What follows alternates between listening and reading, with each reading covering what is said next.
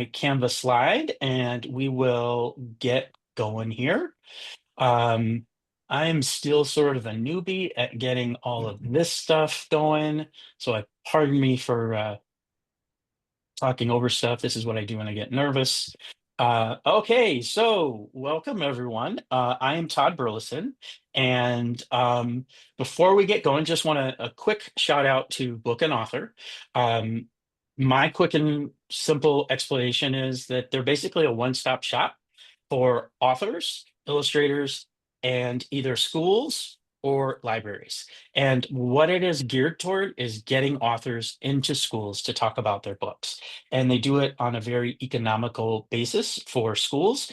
And the authors and illustrators actually get more of the money through this company than a publisher getting their cut of an author's fees or an illustrator's fees. So I really like the company. Both Christina and I are library, what do they call us? Library Consultants. consultants. Okay. Hmm. I was thinking for something a little sexier, but I'll go with consultants. We're sexy enough. Um, Sexy enough. Yeah. Yeah.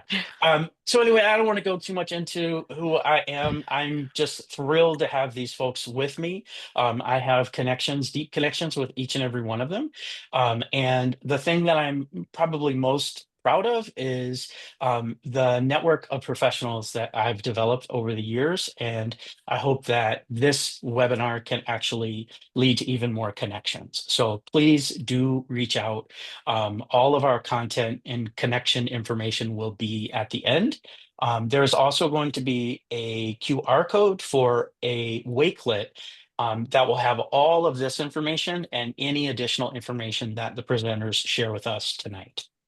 Um, I want to start with this quote by Stephen King. Books are a uniquely portable magic. I love that. I'm not a huge fan of Stephen King, to be honest. His books are too long for my attention span. He's great for audiobooks, but I can't handle the bricks that he sells. I love the stories, but I love even more what he says about books. They do truly transport us in a way that is magical. So tonight, here's what we're going to focus on. We're going to talk about creating inclusive and accessible book fairs. We're going to talk about managing budgets and vendors. We're going to look at building community partnerships and support. We're also going to talk about how you can use book fairs to help promote reading engagement or the love of reading, which, I think our audience is mostly going to be librarians, and that is at the heart of what we do. So, with no further ado, I that went straight to slide 36. That was very weird. Hold on a second, guys. I didn't want to end there. Here we go. So we're going to talk about that. And I would love for my good friend Wendy to go ahead and introduce herself. Hi, I'm Wendy Garland, and I teach in an early childhood center and an elementary school just outside of Boston. So my students are pre-K to 5 now. I'm in 2 different buildings, and this year was quite an experience because I held my first book fair for the pre-K K crew. So after doing this for 20-ish years, I got to try something new, and that was quite an experience. So I will be happy to share about that. Yeah, so I'm right outside of Boston in a suburban setting. The school of, well, one of my schools, they each have about 300 students. We are a Title I school right outside, I mean, literally right outside of Boston. And I love this community from the bottom of my heart. And I have served in several schools within the district, so I've had many different experiences based on the different needs of the schools. So I will be happy to share about that tonight. Fantastic. All right. And Liz Deldell, go ahead. Hi, everybody. My name is Liz Delzell. I am a K-4 school librarian in a district just outside of Chicago. I have been in school libraries. I believe this is year 13. I have a previous life as a youth services librarian in public libraries, and before that, a classroom teacher. I like to call myself a radiologist, which really is a trademark term by my friend and former classmate Esme Cadell. And I jokingly refer to myself as an occasional speaker among this group, though Todd knows me personally, knows there's nothing occasional about the way that I speak. But I don't take as many professional engagements. So, and I'm really proud to have worked with both Andrea and Todd in this professional environment. I uniquely inherited my beautiful library from Todd when he moved on to another position in our district, and as such, inherited a really successful book fair like tradition. And so I'm excited about talking about that tonight. Fantastic. Thank you, Liz. And Andrea, you're up next. Hi, everybody. I'm Andrea Trudeau. I am in my 27th year in education, all in a public middle school that serves students in 6th through 8th grade, just north of Chicago in Deerfield, Illinois, so not too far from Liz and Todd.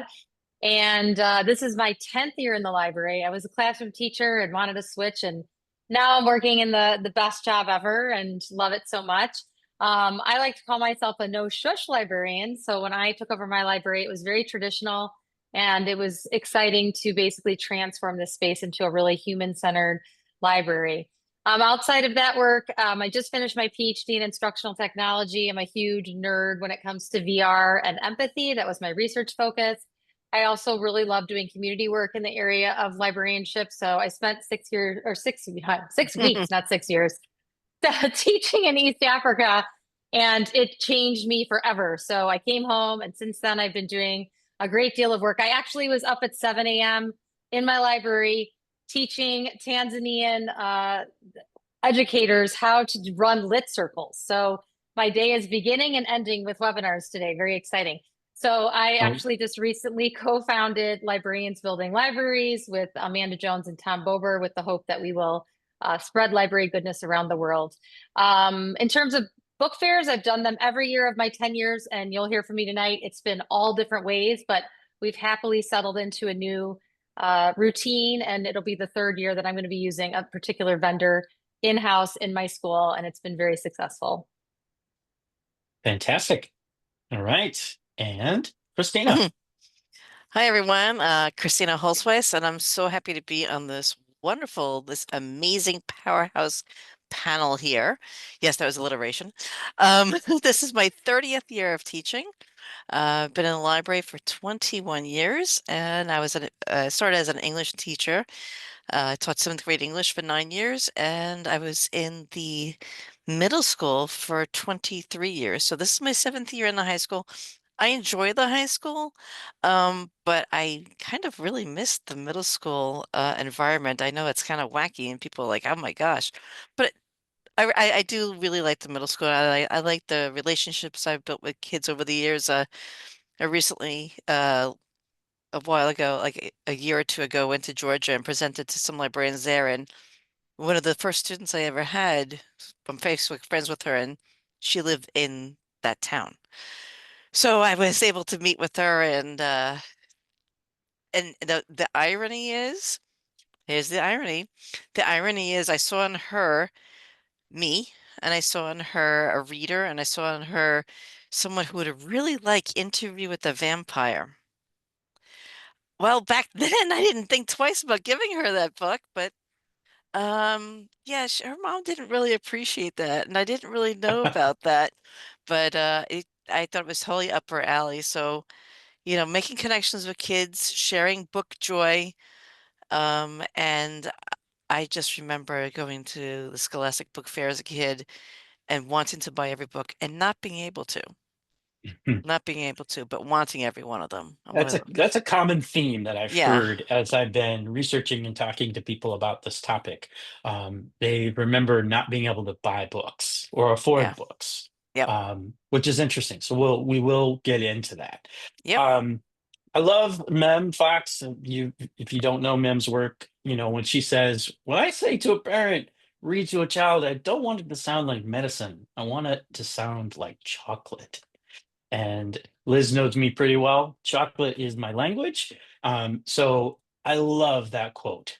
So we're going to start with the why. Why even have this consideration? And I think that I created this infographic using the link is down below there. The National Endowment for the Arts had a study called "To Read or Not to Read," and I just pulled some of the most prescient points that I saw, and this is the why, because 50% of 17-year-olds read no books for pleasure. That's double the percentage from 20 years ago. Graduates are not ready for work. 38% of employers rate high school graduates as deficient. Um, this morning I was having a conversation with an older gentleman at the gym, and he was, lamenting about how hit the workers he has to essentially like reteach them, everything he needs them to do for their jobs. And these are fairly menial jobs, but they struggle with the focus to read, or the focus to, maintain any sort of focus for very long. Um, in 2000, I know that statistic is a little old, but 84% of proficient readers voted, and 53% of below basic readers did not. Um, College freshmen, you're hearing more and more about this. They're having difficulty sustaining the focus for an entire novel, and professors are having to adapt their whole curricula around that reading need.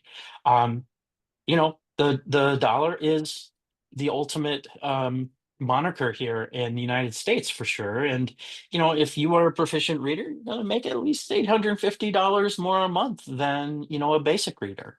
And this one kind of broke my heart.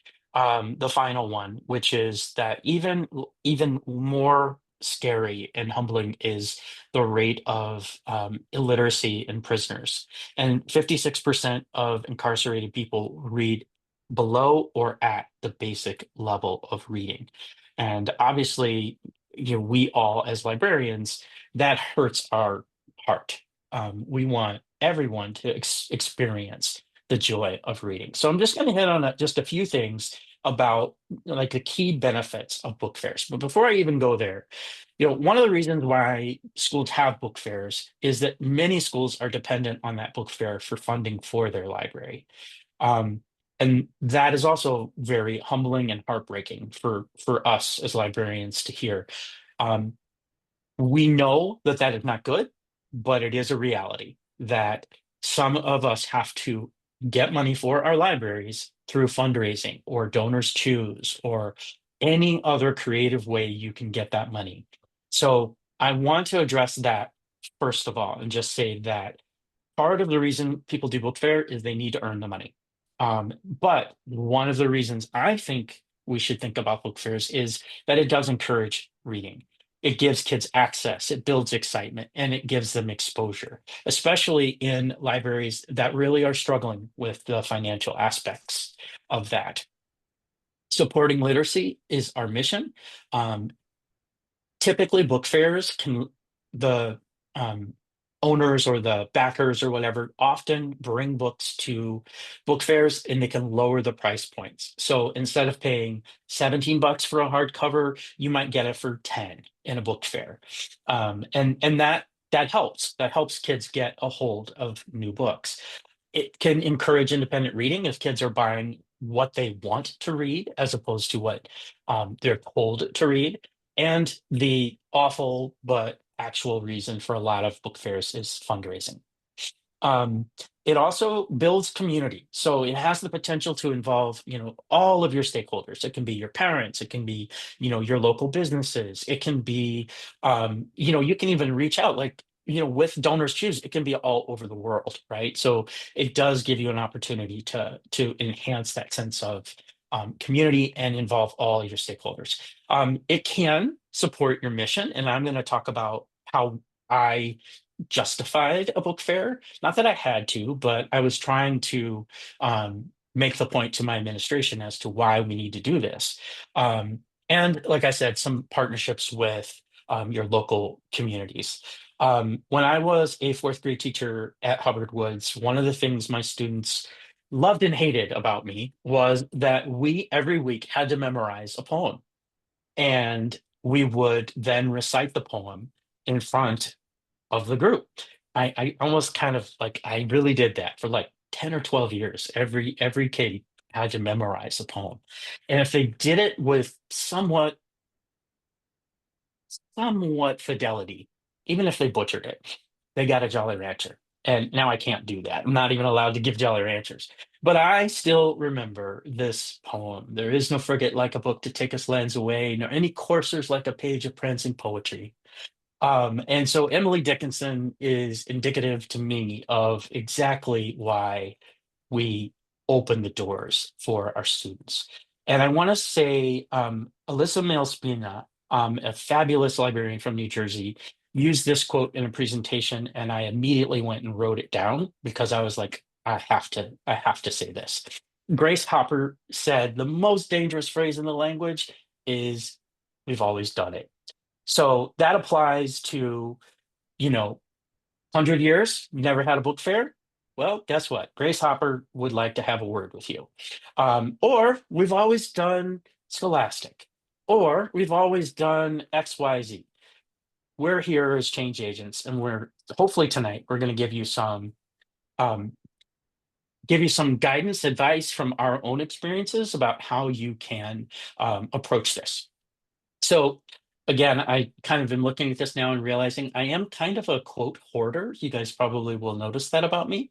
And Carl Sagan, great quote. I love this because some of you know I'm in the process of hopefully getting my own first novel published. And I love thinking of it like this, that an astonishing thing the book is, it's a flat object made from a tree with flexible parts on which are imprinted lots of funky dark squiggles, but one glance at it, and you're inside the mind of another person. That's so cool. I love that. I don't have a tattoo, but if I did, that's what it would be.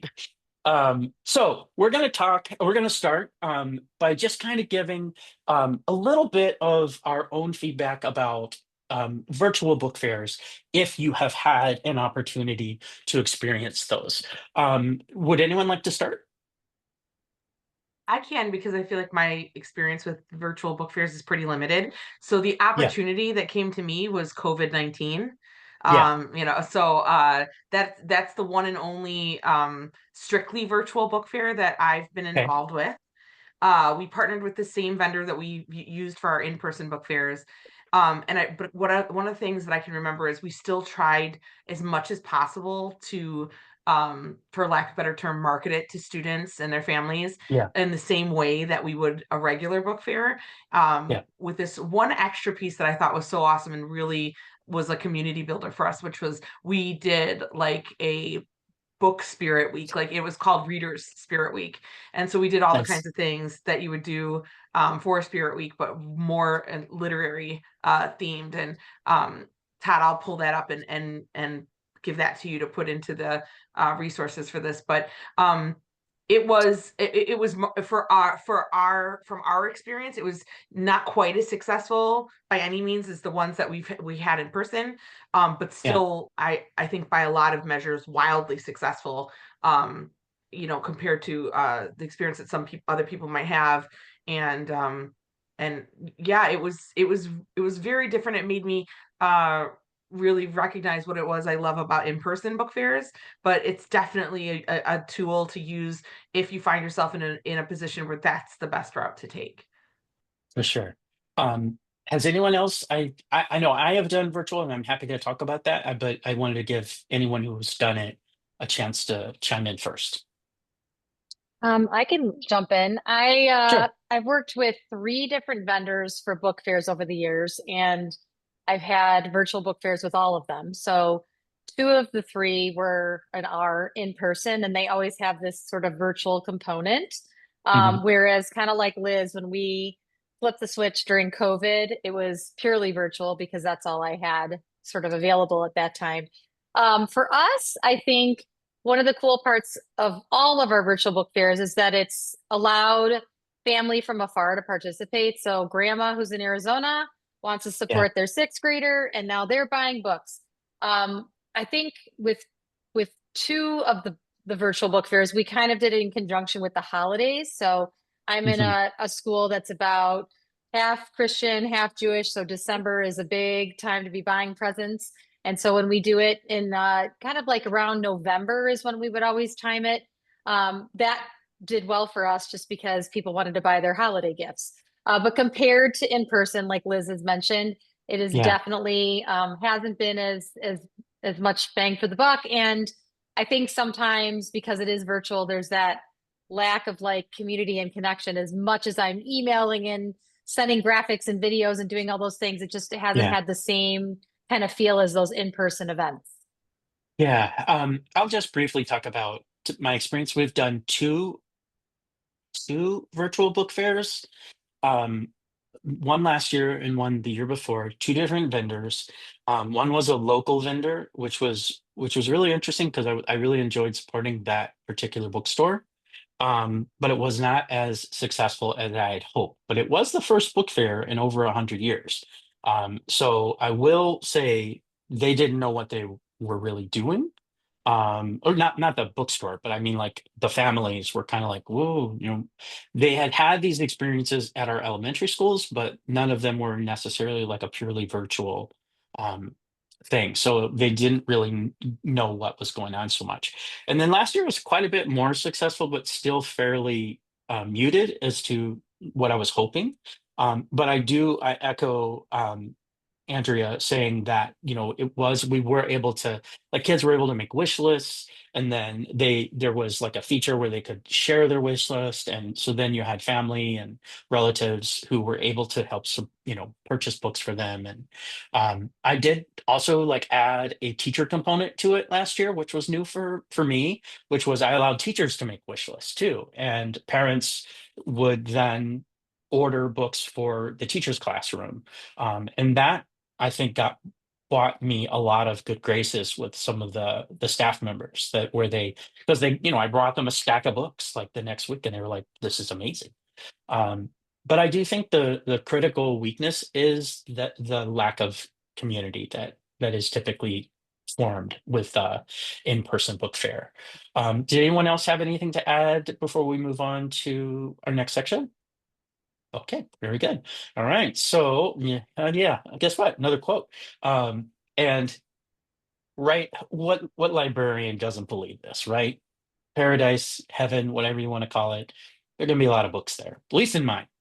Um, so now we're just gonna chat a little bit about in-person book fairs, and we'll kind of come back to a few elements after we have just a bit of conversation about this.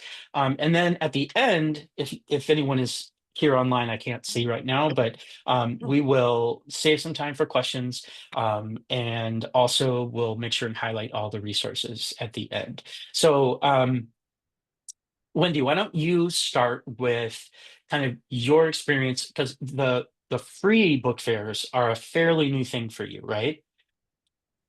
Yeah, so the last 2 years I have hosted free book fairs. Now that's like the end. I feel like in the last 2 years, I've hit the sweet spot after doing this for many, many years and aligning and realigning my goals and my personal values, because that's where I have to come back to, is where are my values? Where are the values that I have for our program, and what are the needs of my community? I couldn't do away completely with book fairs because I'm reliant on that income to purchase books for said children. So I couldn't wipe out the traditional one because I needed that.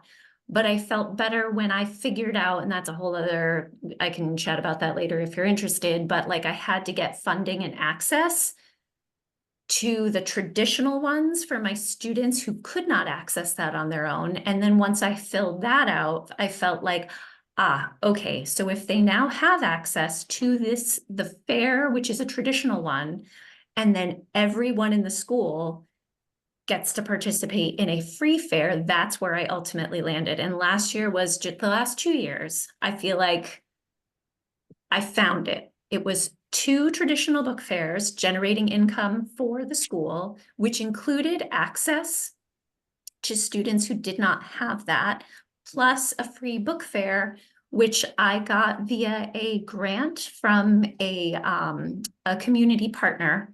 So it was completely grant funded. I used First Book and I purchased all of the books. And I will say it was maybe one of the hardest things I've done. It was one of like the most beautiful things I've done, because I think I did underestimate a little bit. I was like, oh, I get to pick out all of our books. Isn't that fantastic? And then I went to, oh my God, and I have to pick out all of the books, and this is terrifying. I had a blast, but I did a lot of like number crunching here. So I looked at our statistics, like, but this was all the work that I don't think I mean, I knew like, okay, you're gonna have to pick it all out. This is gonna be on you. But when it came down to it and I'm looking at my numbers and I'm like, all right, let me look at our circ stats. Like, what are we reading? Okay, so how do I make that reflective of the books that I'm purchasing? But now I'm also purchasing books for first graders and for fifth graders. And I can't just purchase one book per child.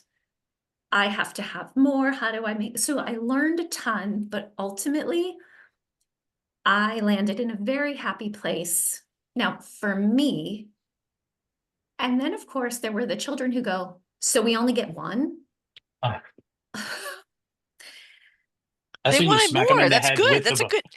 good. No, that's a good sign. They want more books. So Yeah, like yeah. I was in my happy place and I'm like, everybody gets one. And we only get one.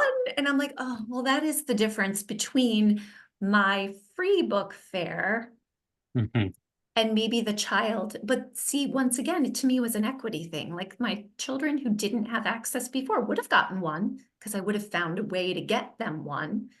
mhm. But the child who so often comes with an adult and spends $75 on books is like, only one. What is this? Yeah, So I feel like as hard as I worked, did I make everybody happy?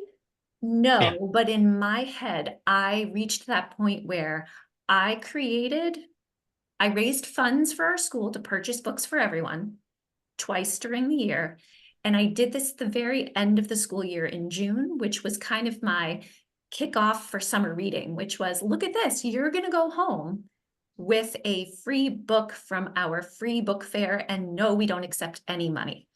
And this was a novelty and it was really exciting for them, except when, but where are the erasers happened.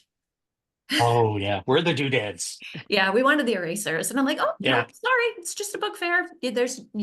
We just sell books at the book fair. And actually, we don't even sell them. Your money is not accepted here. So So Wendy, do that's you where I landed. have you done any writing about this? Like have you written any blog posts or um any articles anywhere that people who want to kind of pick your brain about how you organize that? Because it sounds like you did a whole lot of like behind the scenes stuff that would be helpful for people who are trying to set this up. I did. And it feels like something that I really should do some writing about. Okay. So maybe that is something that will be forthcoming because Okay. it truly was a passion project. And I read everything that Julie Stivers had done because this idea was not mine. Mhm, I know I read a lot about her work mhm. and I took a look at a lot of pictures. I did a lot of reading. I did a lot of digging. And I said, that's what I want. That's what I need to go after. I knew it would be a lot of work. I Yeah. think I underestimated how much it would be. I will say the second one that I did was significantly easier I- because I learned so much from the first time around. Yeah. I would encourage you to, obviously when you have time, to do some reflection on that because it sounds like what you've got is a very valuable skill set that others who want to help develop a free book fair might benefit from. So when you have Absolutely. time, that would probably be helpful. And Absolutely. It's one of the things I am most proud of because I yeah, felt like I went to the community, got the community support to come back and bring that to the school community. And I will say it was received very, very well. And the teachers Yes. were, I mean, things like, I remember One and Only Family, I think, had just come out. And that book was $18.99 hardcover. I think I purchased about 25 copies at $6 a piece from First Book. Yeah. The kids were just blown away. I mean, the teachers were like, "You're giving these away?" I mean, these brand new hardcover books. I just bought stacks and stacks of the things, but it also comes from knowing your community. I've been in this community long enough where I know what my readers like, and I was able to find those things. And that was key too, was just being so connected to their reading. Yeah. And that helped it be really successful. And you have to jump right on things at First Book when you see them, because if you wait, they will be gone. Okay. All right. So I'm going to go next to Andrea. You've talked a little bit about your virtual fairs, but with your in-person book fairs, have you always worked with the same vendor? Are they local? Do you have a team of parents that help organize, execute the plan? How does that work for you? Yeah, so when I first came into this role, I didn't want to, ruffle any feathers. So I kind of adopted what the previous librarian was doing, which was I work in this town called Deerfield. And in this town at that time, there was a Barnes and Noble, like brick and mortar store. And what was great about it was within walking distance from the school. So students at my school often would go to the square and hang out, and that involved going to this Barnes and Noble. So what was cool about that fair at that time was, yes, it's always involved my parent teacher organization. They have been critical with all of the fairs, whether they've been virtual or in person.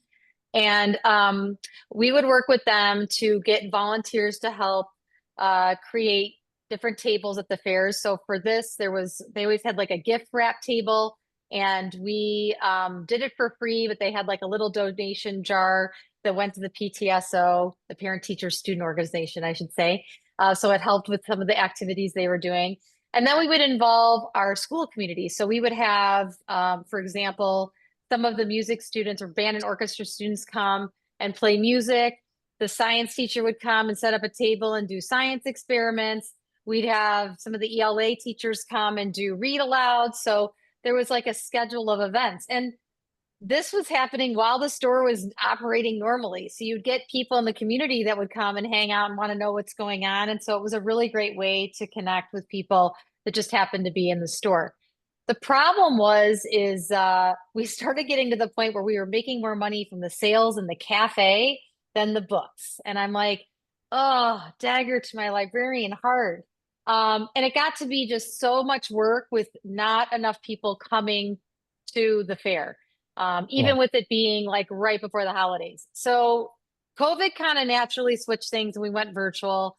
And then when we came back to in person, I knew I needed to shake it all up. Since then, Barnes and Noble is no longer in existence, but I switched to Anderson's. I had actually first heard about Anderson's from Liz because I know she's had a lot of success with them. And other librarians had talked about them as well. And so they're a local bookstore in the Chicagoland area. And the way it works is you select categories of different books that you want, and they come and it's like Insta book fair. So they have these big shelving units and you just open them up. They're on wheels. They have boxes or these like totes of books that you set out. So I have parent volunteers come in, and it takes about 2 hours for us to get everything set up. And then we run the fair for a full week. We do it in the spring, the week before spring break, which also happens to be our spring conferences. So the way that I set it up is I have a day designated to each grade level. So on Monday, sixth grade students come through.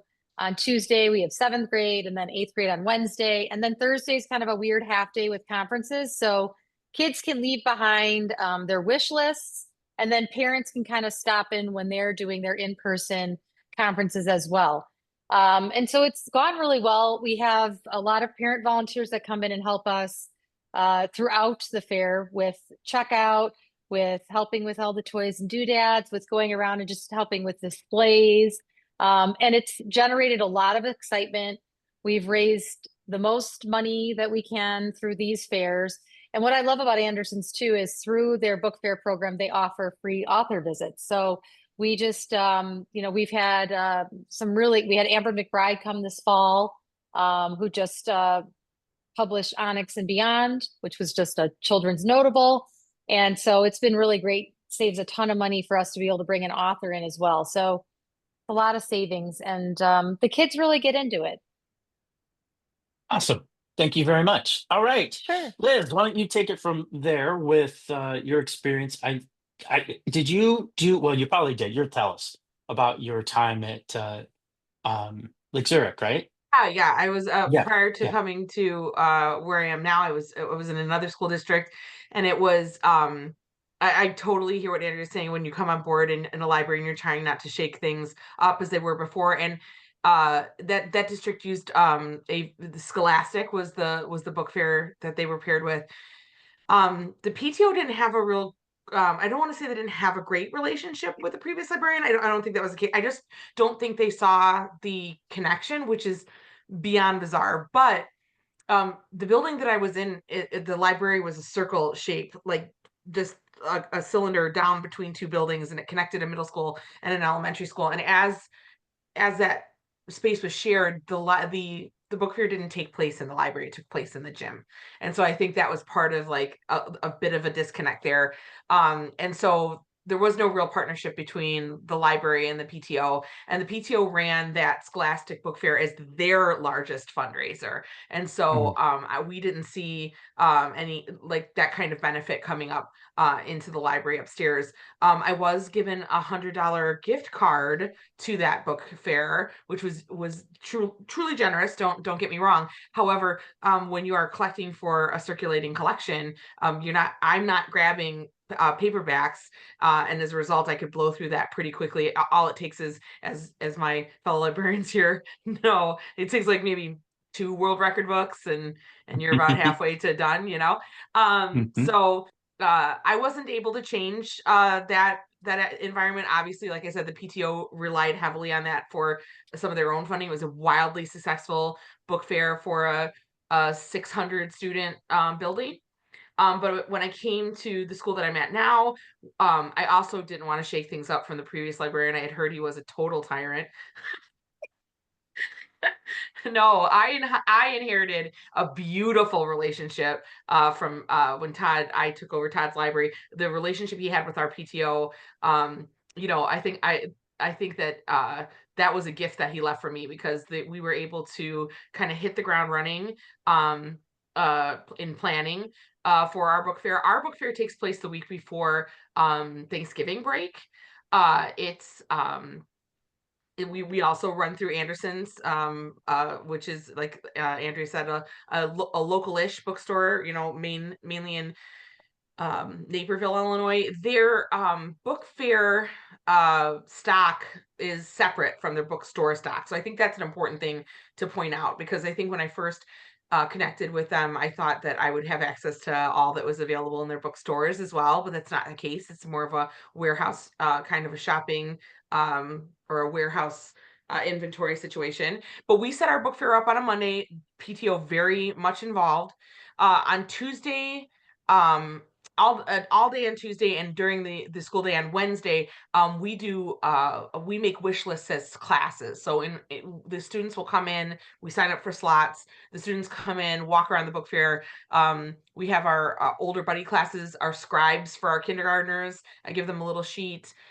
We do talk about the difference between a shopping list and a wish list. And then our book fair opens on Wednesday at 2:30, when our kindergarten starts to get picked up by their parents, and it runs through 8 p.m. that night, and then it opens up the next morning from 8 to 11, and that is the end of sales. We pack up on Thursday, and we're back to a normal library function by Friday afternoon.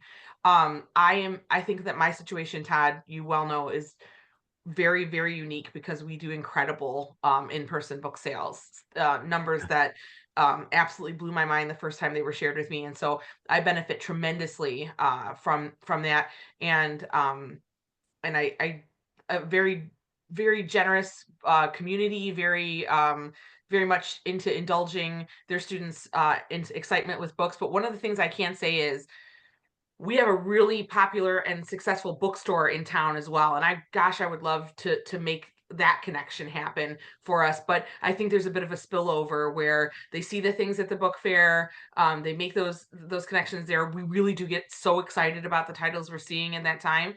And then I think it carries over into their public library lives, and their book fair, their bookstore lives as well. But it's one of the happiest weeks of the year. The PTO says so, the kids say so, I certainly say so.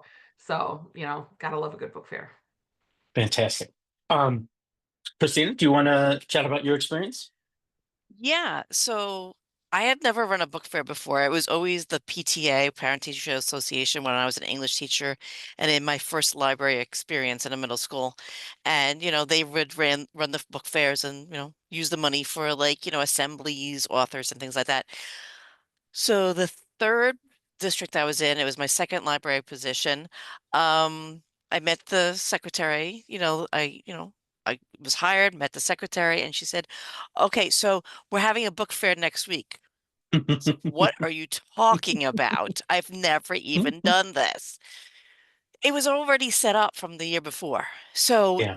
so this is my fourth day in my new school, in my new district, and I'm like, "What?" And the librarian before that, it was Scholastic, and we didn't even have those carts that open. The librarian before me said it worked better when all of the books are taken from the boxes and put on tables and in genres.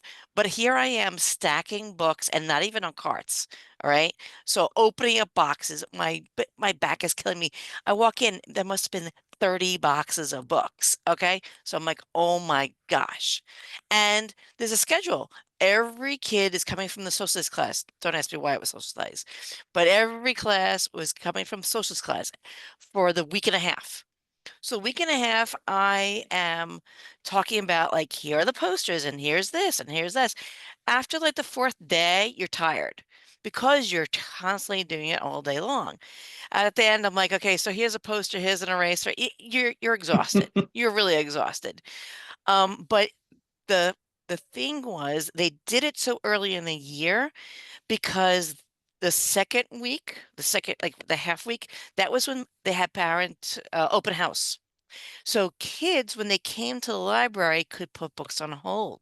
So a little slip of paper, put their name in it, books on hold, went in the back.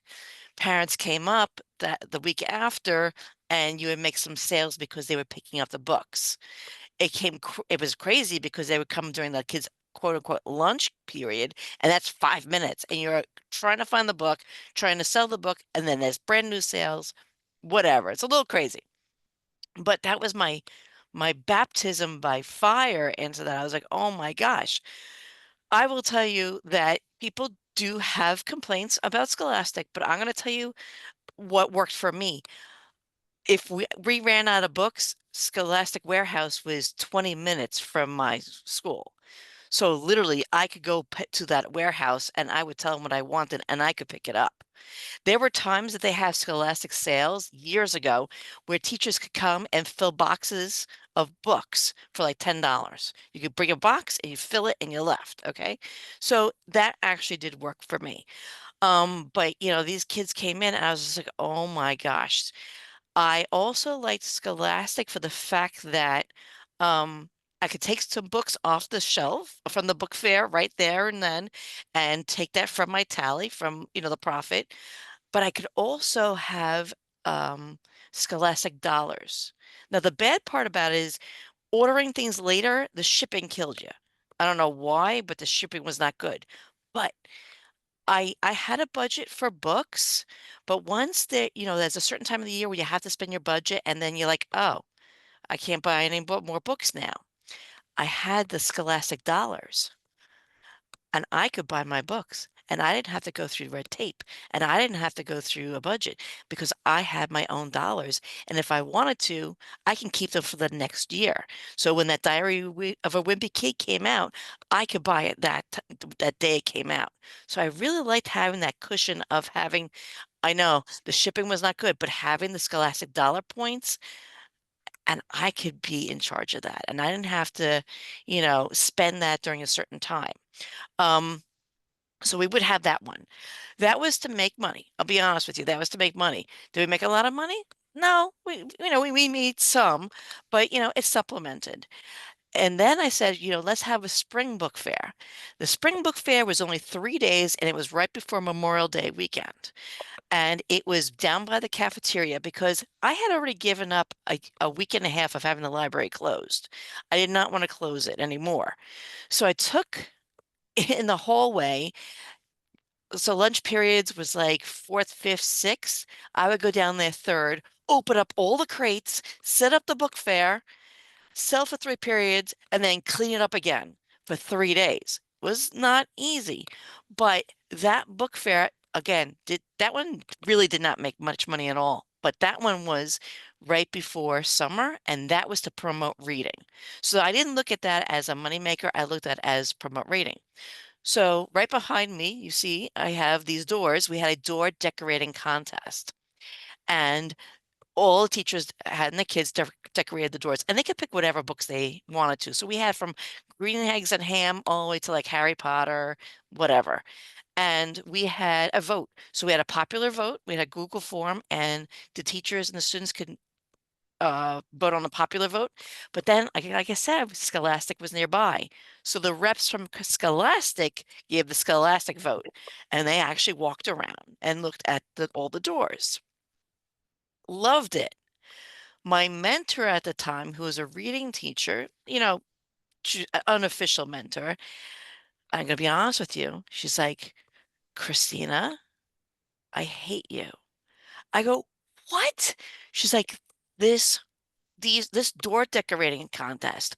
I go, how can you say that? You're a reading teacher. It's fantastic. She goes, yeah, but your timing stinks. It's right before Memorial Day. We're middle school teachers. We end in June. We want to clean up. We don't want to decorate our doors. So timing is everything, my friends. You could have the best ideas ever, but if the timing is wrong for your classroom teachers, it's not going to be welcomed.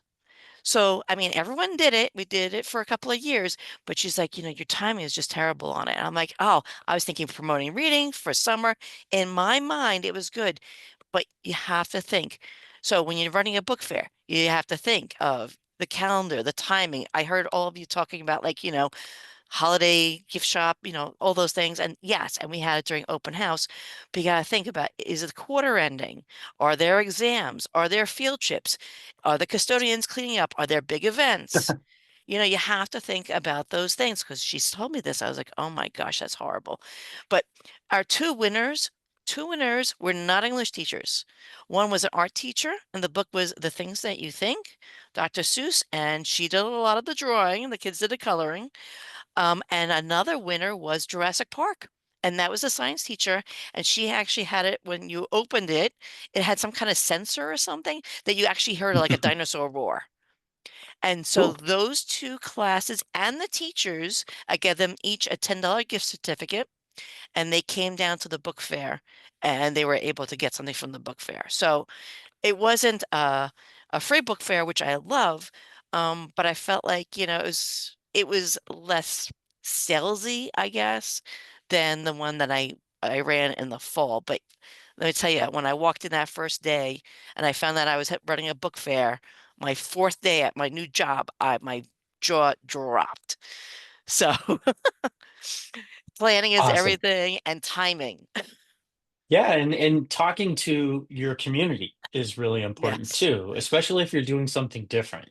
You want to have their buy-in. Um, and with it being Black History Month, Frederick Douglass said something that all librarians believe. Once you learn to read, you'll be forever free. And I wanted to just kind of touch on a few things here, and feel free, guys, to jump in if you have any other thoughts as I'm mumbling along here. For those of you who are watching this after the fact too, please know that our goal is not to tell you which company you should go with. That's not what we're here for. Because it really doesn't matter. It comes down to your community and knowing your community and what the goal is for your individual fair that you're trying to achieve.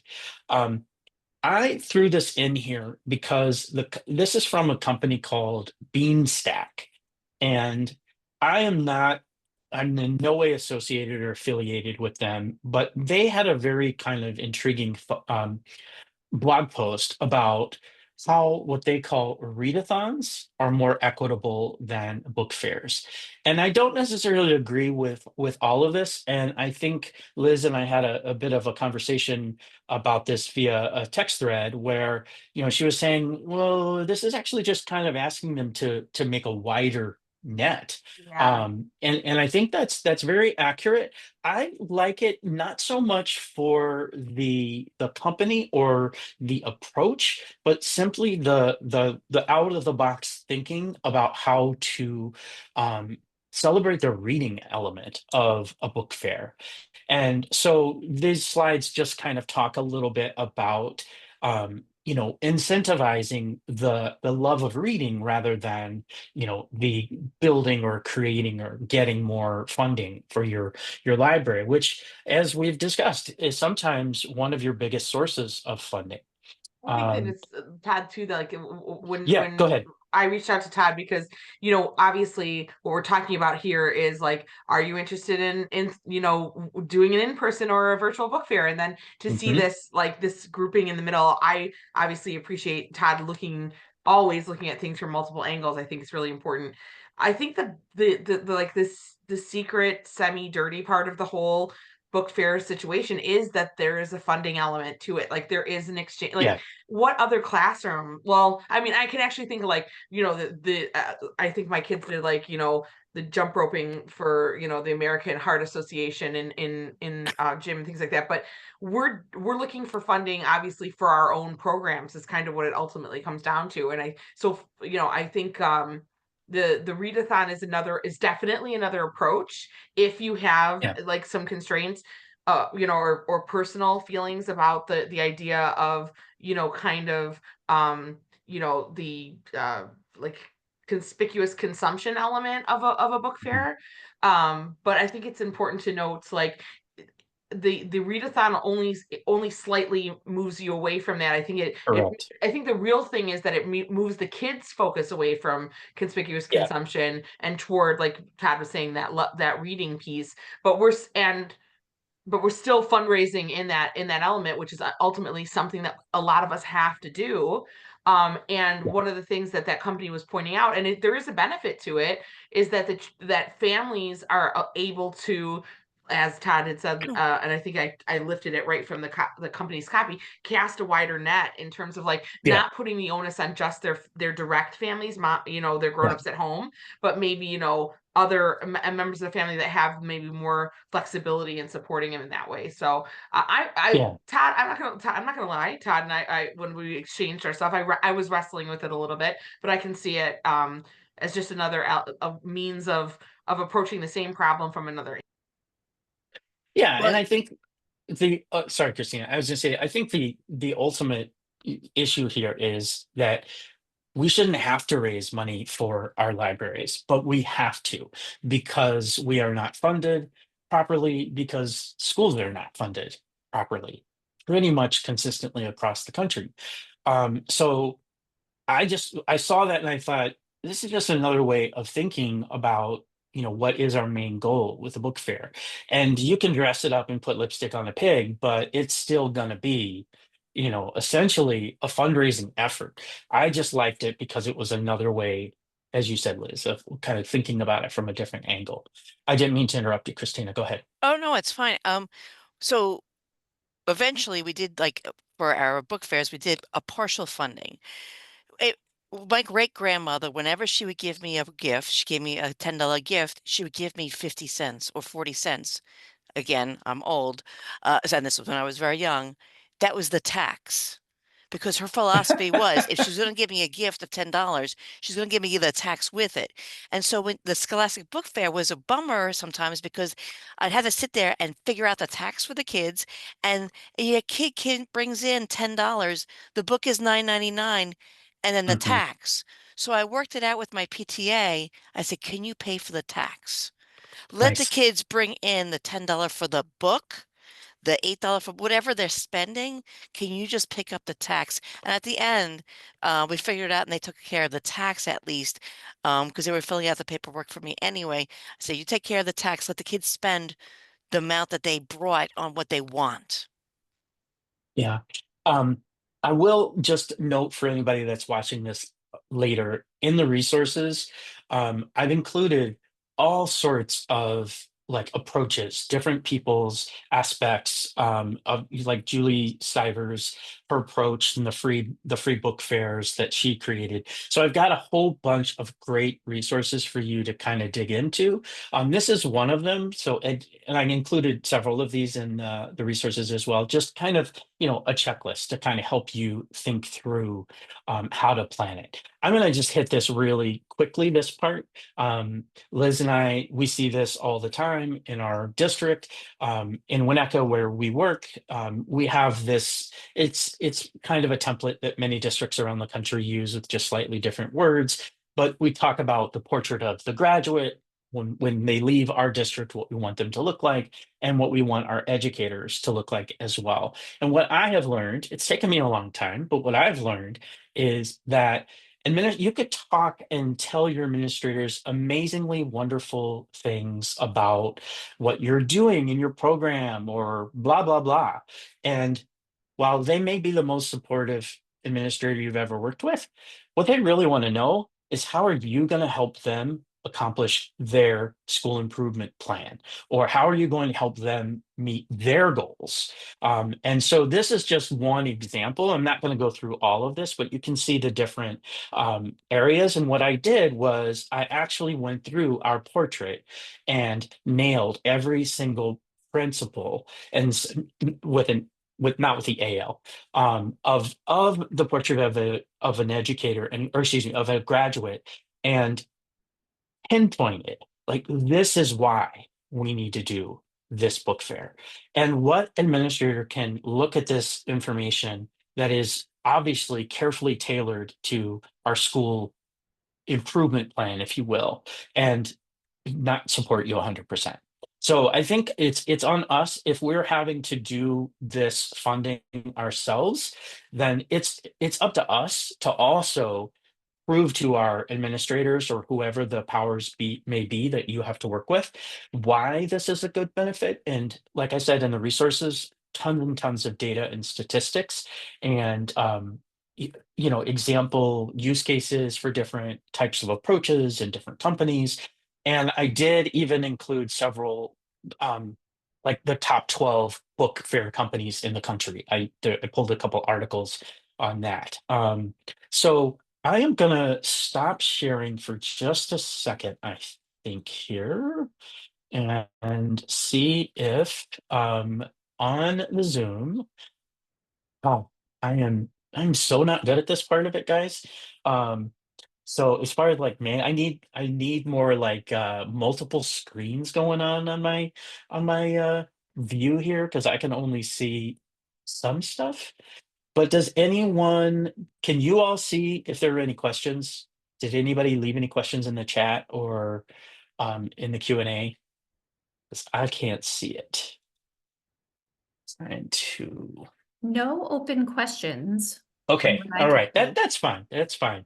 Um, well, then let's do this last thing. I'm gonna hopefully you guys can see that, right? Okay. All right. So, yep, one more quote, guys.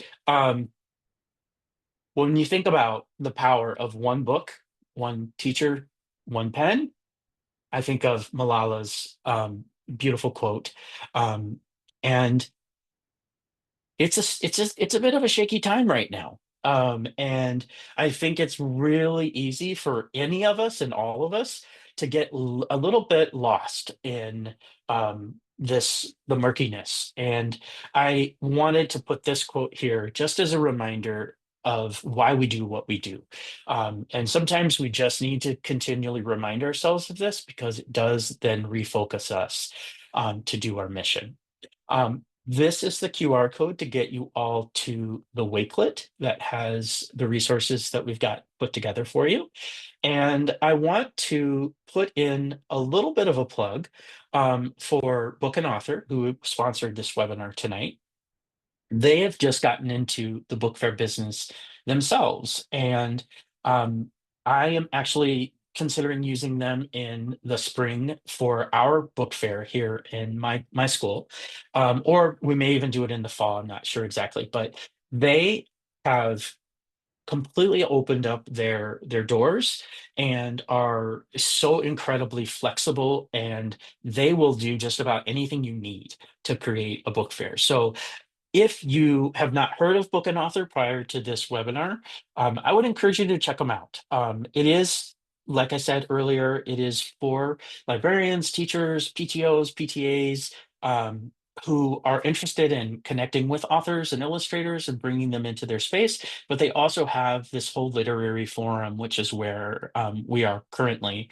If you sign up with Book and Author in the next couple of days, you will be entered into a drawing to win a couple gift cards for Book and Author. I believe they're $25 gift cards for Book and Author. So, hey, it can't hurt to sign up and check them out. You will probably find something that you are interested in. You can keyword search if you're doing, Black history. They're actually featuring a lot of Black authors during this month that you can just tap right into. Or if you've got something coming up later in the year, you can have a local author come to your school or do a virtual visit as well. So they kind of handle all of the behind the scenes stuff for you. All right, I am looking at the clock. It is 3 after. I want to be respectful of all of your time. I'm so grateful that you spent some time with me this evening and all of our viewers, either now or in the future. And so I just want to give everybody a chance. If you have any parting thoughts or words, this would be a great time if you wanted to share.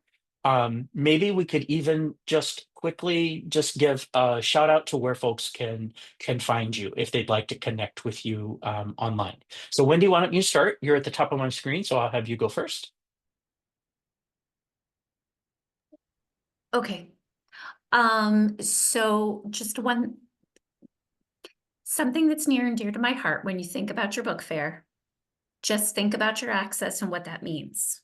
For me, I refuse to close the library and deny access to our free collection while books are being sold and you do not have access to a book. So that's just something that I have put in my heart and in my head, and that's a practice that I keep and I stick to hardcore.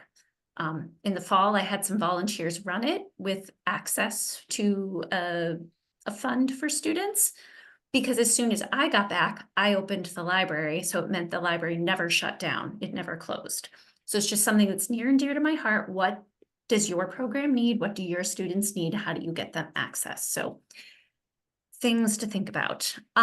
Where can you find me? My new home. I'm very happy now, and I'm on Blue Sky. You can find me. I'm Wendy Garland. So you can find me there, and I'm always happy to share and talk to you about any and all things library. Thank you so much, Wendy. Christina, you're next on my screen, so why don't you go ahead? Well, I mean, I've always loved the book fair when I was a kid, and I loved going to the Scholastic Book Fair, but knowing that I only had a certain amount of money to buy a certain amount of books. And it's tough. It's tough when, you're a reader, and it's tough when you're not a reader, or some kids are just embarrassed because they can't buy a book, Right. and it's tough for some kids. So we have to really think about all of them. Um, you can find me on Blue Sky and Instagram and some other places. Librarian, Lieberrian. because if you can't beat them, join them. It's librarian because that's what they're going to say anyway. The library. Yeah, Librarian. there's no R in library. Sorry. Yep. Andrea, you are next on my screen, so if you would like to go ahead and share. So I have like a couple final thoughts that I should have slipped in earlier. One is I work in a very privileged community, so I feel like the book fair is an opportunity we keep our library open as Wendy noted, but I also want to do something to pay it forward. So there's an organization near us called Bernie's Book Bank, where they do this Mhm. incredible job of um, getting books in the hands of kids, K-6. They get books throughout the year, and it's a A way whole for children library to of them. yeah, Yeah. they get like they build their own library and there's all this Mhm. research about kids having books in their homes and it's amazing. And so we actually run our Bernie's book drive in the same like 'cause obviously a book fair is not enough for me. I have to also run a huge book drive. Last year we got about 1,000 books donated. So there's bins in the front foyer as parents come in or kids come in. And then I also set some right outside the library. And there were people that bought books and just stuck them right into the bin. So it was so great to do that. This year, we had a lot of students last year that we do a tax-free fair, so I don't have to do all the calculations like Christina mentioned, but it never fails that a book ends with like 99 or 98 and the kid's like, I don't want the pennies. So they are trying to give them to me and I'm like, I'm not taking this. I don't know what to do with it. So this year we're going to put out a little jar and all the change that kids don't want is also going to be donated to Bart Bernie's and trying to do some good. One other thought I wanted to share is it's really important to take time after the whirlwind of a book fair to pause and reflect. And every year I create a doc and I create all these notes about all these details. And I will tell you this year, as I start to plan for next month, I open that up and I'm like, oh, check, check, check. It's like, you know exactly what you need to do. And I'm going to thank last year, Andrea, for just all the things she wrote down because I don't have to like think about it. It's all there for me. I know exactly what I need to do to be successful for this year. You can find me at, Last year's oh, Andrea, sorry. last year's, Yeah, sorry, I didn't mean to interrupt you, but that's I have to say okay. last year's Andrea was pretty great. So Well, thank you. thanks. Yeah. Yeah. Yeah, Go ahead. Tell us where we can find you. I am grateful for her. You can find me at AndreaTrudeau.com. I've got a website chock full of things. That's where you can nerd out on my research. And then I have also floated over to Blue Sky. So Andrea, like dash Trudeau. And then you can also find me on LinkedIn. Thank you. Fantastic. Thank you so much. Liz, you're my cleanup hitter there. Well, hey, I just want to say thanks, Todd, for having me, and it's been wonderful to meet and see some of my librarian friends here. You all did a wonderful job of summing up, so I don't have too much to offer there. There's just a lot of the symbol that we use at our school when we agree. So know your community. Keep kids in contact with books. We book drive as well, a very very privileged community that we work in. And just, I think it's just understand that book fairs are also an opportunity to just to get to know your readers where they are, to find new trends, connect them to new things. And ultimately, we're just always following our passion for connecting kids with stories and information. And that's if as long as that's driving the work that you're doing, I think you can hear in every single one of us, we're gonna find a way to get kids connected to the books that mean something to them. I too am on Blue Sky. I'm very happy there. You can find me my first name and my last name, Liz Delzell. I really wish I could get my Instagram act together because I love it there, but my professional one's there. But it's a lot of cobwebs, but I'll get around to it. It is a rough time. The thing I would say, just as a final little note for folks listening, if you haven't tried Linktree, it's really fantastic because you can literally put all your socials on one spot, and you can link your web pages or your Substacks or whatever you have, and folks can find you that way too. So for me, that's a lot easier. And of course, I didn't put that in this presentation, so I'll go back in and add that. And if you didn't, guys, if you didn't add your contact info in that you would like, I think Liz, I saw yours. You feel free to go ahead and add that into the slide because it'll update automatically. And wow, we're at 11 after, and I apologize. I didn't mean to keep you guys so long, but I could talk to you guys for another hour. So I just want to thank all of you for being here. I want to thank Book and Author and for all of our viewers live and in the future. With that, we will sign off, and I encourage you to check out Book and Author's upcoming literary forum events. We've got some coming up in the next few weeks, and hopefully later on down the road, either Christina or I will have some more as well. If you have some ideas of things you'd like to see, shoot us an email and we'd be happy to work on trying to get those in place for everyone. All right. With that, I will say good night, good day to everyone, and have a wonderful evening. And